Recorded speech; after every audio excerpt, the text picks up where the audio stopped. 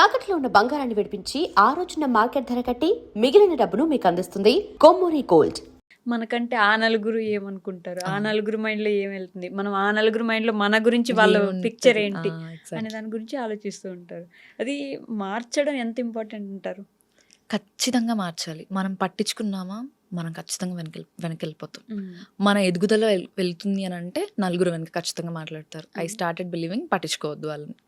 ఇది ఖచ్చితంగా ఎవరైనా సరే, రీల్ క్రియేటర్ అయినా కంటెంట్ క్రియేటర్ అయినా, మీకు ఒక నెగటివ్ కమెంట్ వస్తుందా ఐదర్ డిలీట్ చేసేయండి లేదా రిప్లై ఇచ్చి పడేయండి, వదిలేసేయండి, అంతే. మనం ముందుకు వెళ్ళిపోవాల్సింది అంతే. మా పేరెంట్స్ కూడా అదే చెప్తారు, పట్టించుకోకు, నెగటివ్ వస్తుందా లైట్, నీకు కావాల్సింది ఏంటి నువ్వు క్లెయిమ్ చేసుకో, ఏం చేసుకో, అయిపోతుంది, సింపుల్, అంతే. బట్ ఈ జనరేషన్, ఇప్పుడు జనరేషన్ జెన్జీ వాళ్ళు ఏంటంటే they are doing very great అని నా ఫీలింగ్ అనిపిస్తుంది. మీకేమనిపిస్తుంది? అంటే వాళ్ళ ఇష్టానికి చేస్తున్నారు, ఏదో ఒకటి రూల్స్ను బ్రేక్ చేస్తున్నారు, మనందరం క్యారీ చేసుకుంటూ వచ్చిన తరతరాలుగా వస్తున్న కొన్నిటిని బ్రేక్ చేస్తున్నారు. That is very very good. Women విషయంలో వస్తే అసలు చాలా బ్రేక్ చేస్తున్నారు.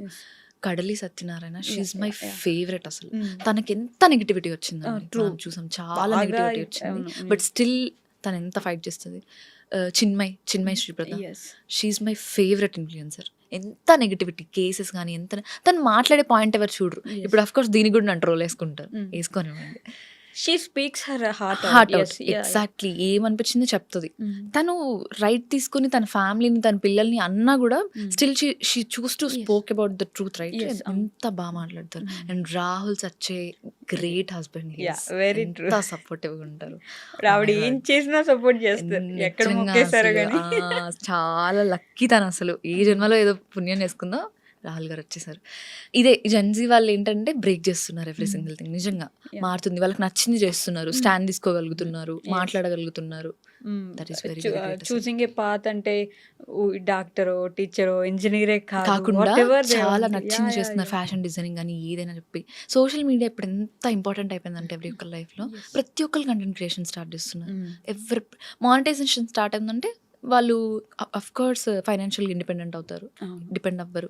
ఎంత బాగా ఇదవుతుంది. దాని గురించి బాగా యాక్చువల్లీ కామెంట్స్ చేస్తారు.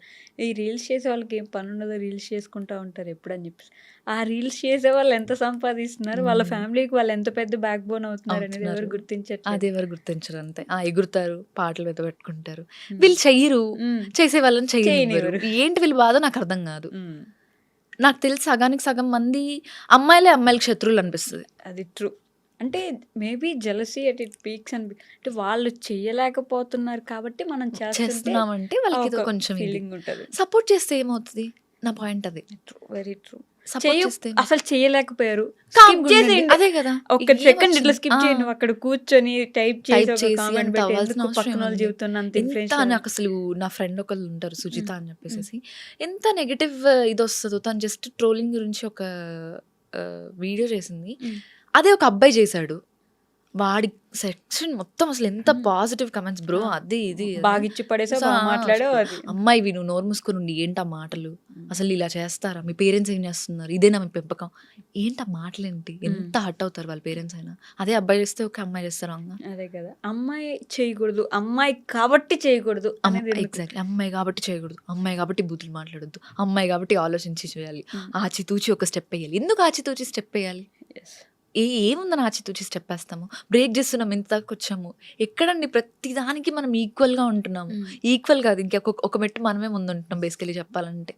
ఏం తక్కువ చేస్తున్నాం మనం? ఆబ్వియస్లీ ఎక్కడా తక్కువ చేయట్లేదు.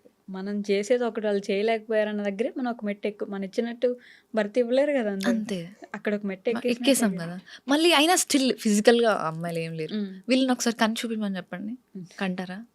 కన్ను. ఇప్పుడు దీనికి కూడా పెద్ద మాట్లాడారు, వచ్చేసారు ఇద్దరు ఫెమినిస్టులు అనుకుంటారు, మాట్లాడేసారు. స్పీకింగ్ ట్రూత్స్ అంటే ఏదైనా అమ్మాయి చేస్తేనే ఎందుకంత అందరికీ ఒకటేలాగా చూడొచ్చు కదా కూడా అని చెప్పేసి. అబ్బాయి చేస్తే ఓకే, ఫన్ ట్రోల్ చేశాడు, ఏదో బాగుంది, చూసేసాం, నవ్వుకున్నాం.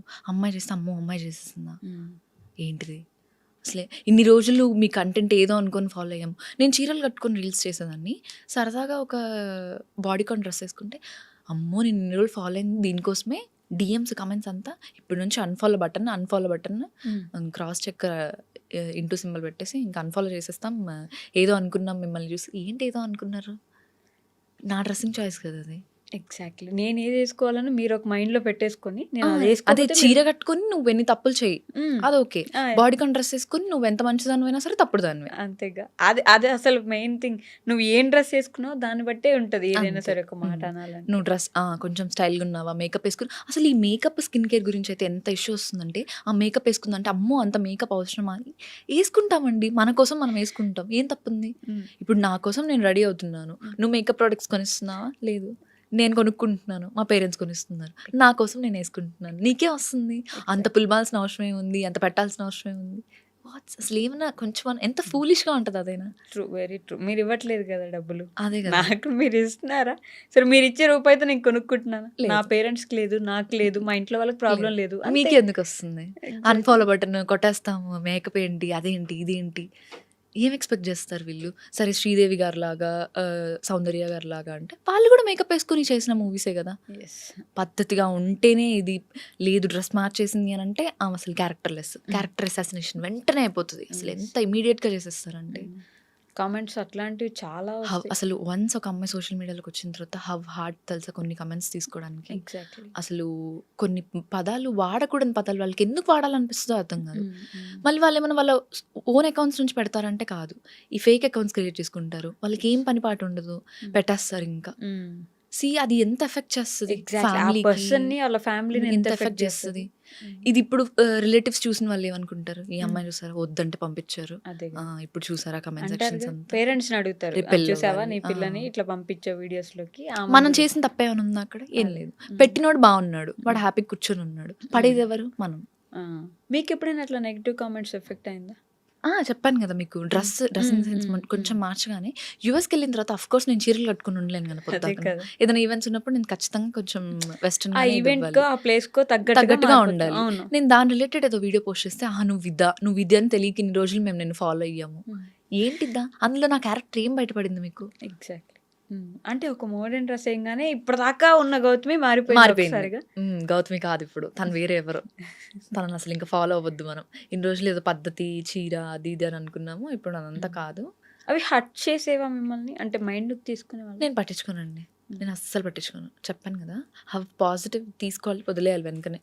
మా ఫాదర్ చిన్నప్పటి నుంచి అదే నేర్పించారు.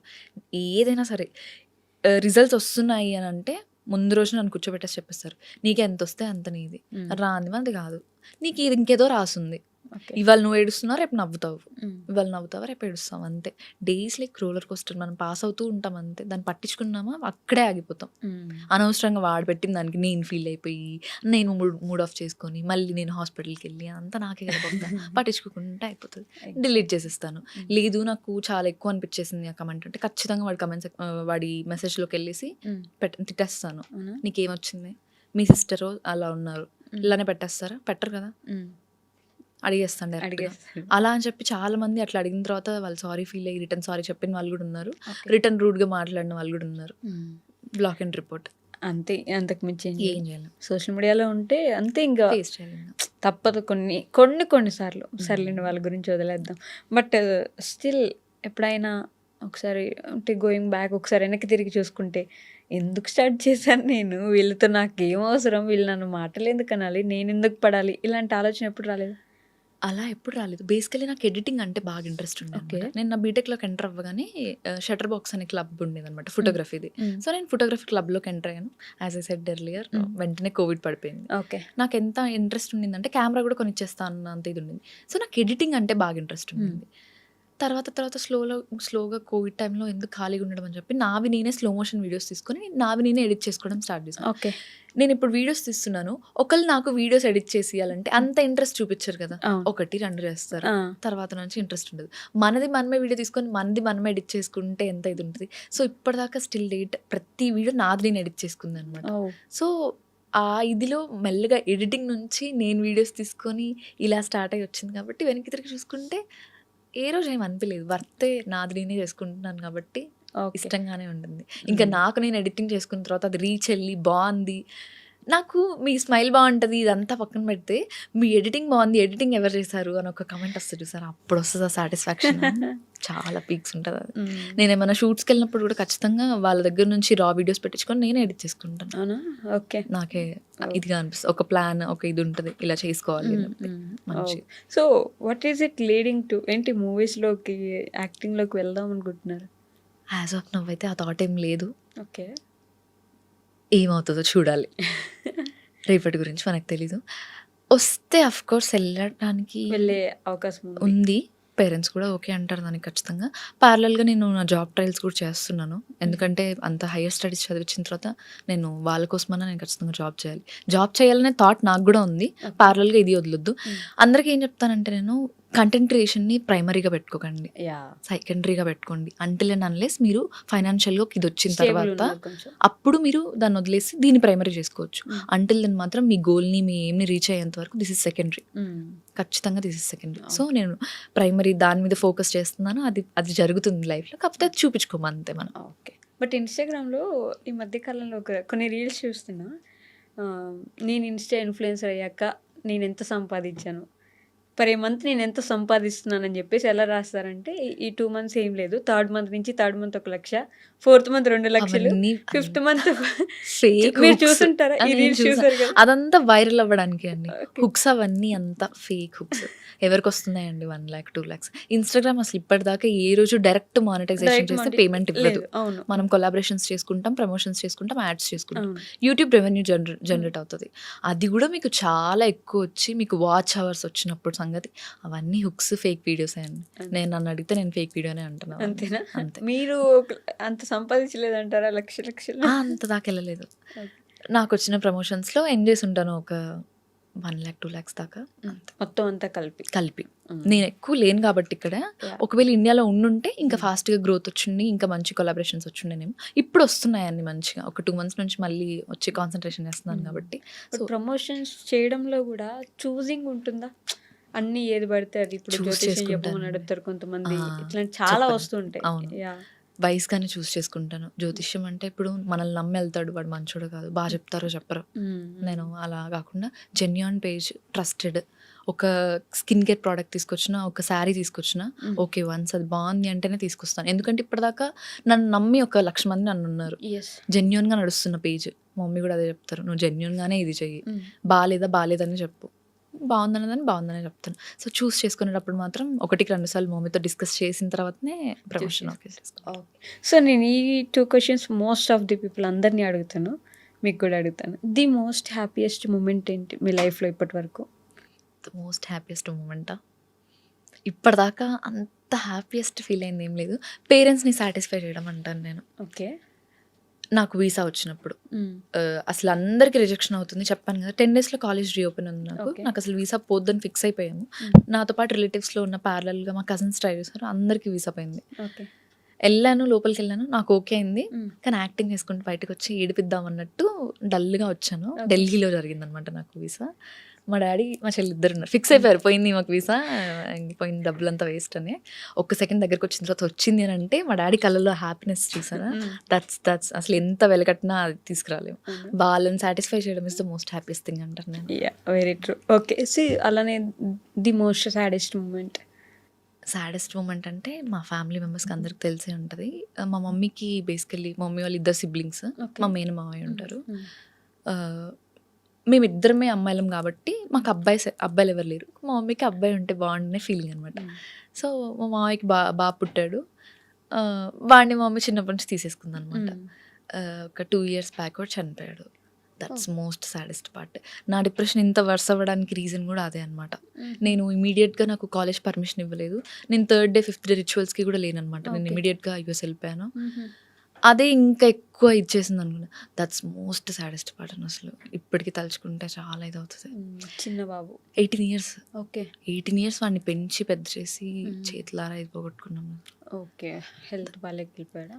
సూసైడ్ చేసుకున్నాడు. దట్స్ వేరే స్టోరీ. అసలు వాడు చేసుకోవాలని చేసుకోలేదు, ఇంట్లో ఏదో బెదిరిద్దాము, వాడికి హాస్టల్ ఇంట్రెస్ట్ లేదు అని అనుకున్న థాట్లో చేసుకున్న చిన్న మిస్టేక్ తీసేసింది. ఈ మధ్యకాలంలో మరీ ఎక్కువ వెంటనే ఏదైనా జరగంగానే సూసైడ్లు చేసుకోవడం. ఈ 2010 తర్వాత బార్న్ చిల్డ్రన్స్ ఎలా ఉన్నారంటే ప్రతిదీ బెదిరించడమే, అంతే అంతే. బెదిరించి చేసేసుకోవాలి, తెచ్చేసుకోవాలి. నాకు ఫోన్ కావాలా, నాకు కావాలి, లేదా నేను చచ్చిపోతాను. అసలు అంత ఈజీగా ఎలా చచ్చిపోతారు? అంత ధైర్యం ఎక్కడి నుంచి వస్తుంది చనిపోవడానికి? అసలు అదే కదా, ఎంత ధైర్యం ఉంటే ఒక ఊపిరి ఆగిపోవాలంటే ఎంత ధైర్యం అదే రావాలి. కదా. వావ్. చాలా కష్టం అది. కొంచెం కష్టమైపోయింది. జనరేషన్ని భయపెట్టాలి, తల్లిదండ్రులు ఏదైనా కంట్రోల్ ఇప్పుడు ఏదైనా చేయాలంటే చాలా కష్టం. మా జనరేషన్ లో మూసుకొని కూర్చో అంటే కూర్చుంటాము. అంతేగా. చెప్పారు మన కోసమే, మన మంచి కోసమే అని చెప్పి. ఇప్పుడు అలా లేదండి అసలు. పిల్లలు పుట్టినప్పటి నుంచే బెదిరించడం స్టార్ట్ చేశారు. అవును. అమ్మో. అదొక ప్లస్ పాయింట్ అనుకోవాలా, మైనస్ పాయింట్ అనుకోవాలా? ఒక సైడ్ వాళ్ళు ఎదుర్కొంటున్నారు, వాళ్ళు ఏం కావాలో వాళ్ళకి చేస్తున్నారని ఒక ఇది ఉంది. ఇటు సైడ్ మాత్రం ఇదొక నెగటివ్. ఏం చేసేస్తారు అని భయం ఉంది. ఎంత మంది ఇంటర్ స్టూడెంట్స్ సూసైడ్ చేసుకుంటున్నారు, చాలా మంది. వైష్ గారు ఏంటి అంటే సింపుల్ థింగ్, వాళ్ళకి నచ్చలేదు. సరే నచ్చినప్పుడు ఓపెన్ గా చెప్పి ఇంట్లో ఫైట్ చేసి వచ్చేయచ్చు కదా. ఎందుకు లైఫ్ ని తీసేసుకోవడము, దేవుడిచ్చిన లైఫ్ ని.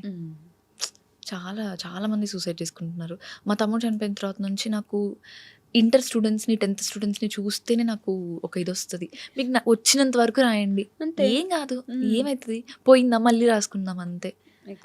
పరువు అది ఇది అని ఆలోచించుకున్నామా, పరువు ప్రాణం పోతుంది కదా ఇక్కడ. ప్రాణం అంత ఈజీ కాదు కదా. True, very true. సో మీకు అలానే ది లైఫ్ చేంజింగ్ మూమెంట్ ఏంటి? లైక్ ఇలా జరిగింది కాబట్టి ఇలా అనే ఒక మూమెంట్ ఏమన్నా? ఈ హెల్త్ వల్లేనండి.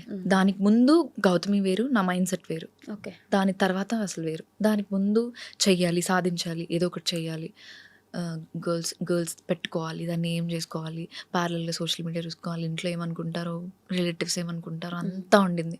వన్స్ ఇది స్టార్ట్ అయిన తర్వాత నుంచి తొక్క పట్టించుకోవద్దు, ఈ రోజు చూసుకోవాలంతే. అంతే. And don't forget to subscribe to iDream. And for more videos, Please subscribe to iDream. Please subscribe to iDream. Please subscribe iDream. And please subscribe to iDream. For more videos, subscribe to iDream. please like, share and subscribe to the channel. Congratulations, iDream. Subscribe to iDream. Subscribe to iDream. So subscribe to iDream Media. iDream ki iDream team andarki huge congratulations. Please subscribe iDream Media. Please subscribe to iDream. Subscribe iDream. Please subscribe to iDream.